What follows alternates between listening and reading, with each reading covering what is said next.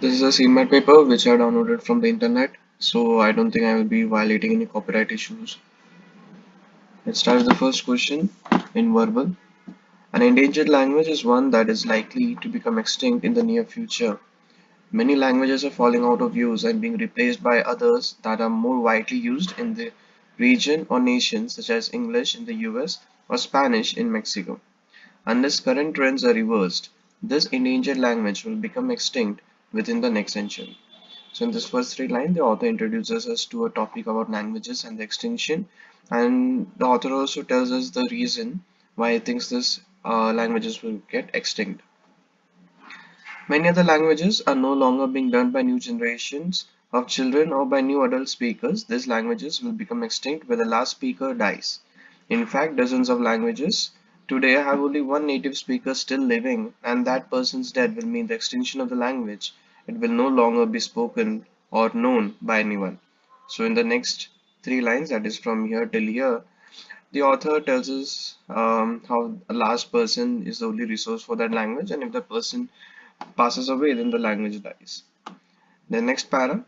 Ancient Greek and Latin languages are considered dead because they are no longer spoken in the form in which we find them in ancient writings, but they weren't abruptly replaced by other languages. Instead, ancient Greek slowly evolved into modern Greek, and Latin slowly evolved into modern Italian, Spanish, French, Romanian, and other languages. In the same way, the Middle English of Chaucer's day is no longer spoken, but it has evolved into modern English. So in the second para, the author introduces us to many of the examples which are given over here. First question, these languages will become extinct. In the above statement, these refers to which languages? Middle English, Spanish, endangered languages. See, first of all, Middle English, it can't be because Middle English is introduced over here. And these languages will become extinct is mentioned somewhere over here, if I'm not wrong.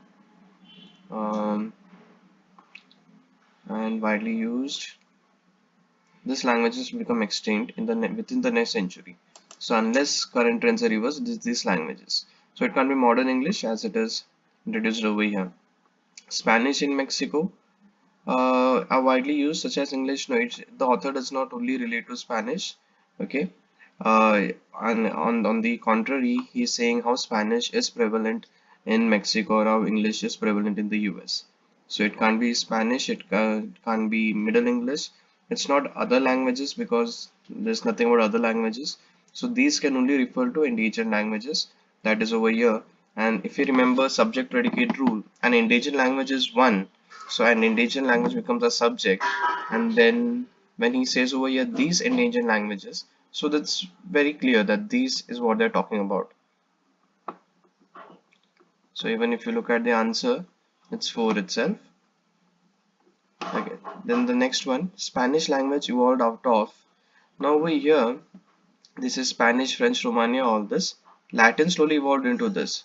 So Latin is the language from which Spanish has evolved. Answer has to be 1. Yes, we are correct. Next, what is endangered language? A language that is most likely to die in the near future. Kind of. The language that is spoken by many people? No, not at all.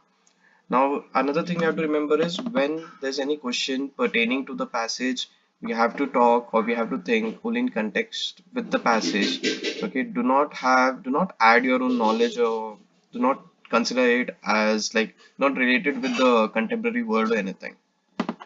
The language that is not spoken by anyone at all. No, that is not what he says over here somewhere. He tries to define. See, this language will become extinct when the last speaker die.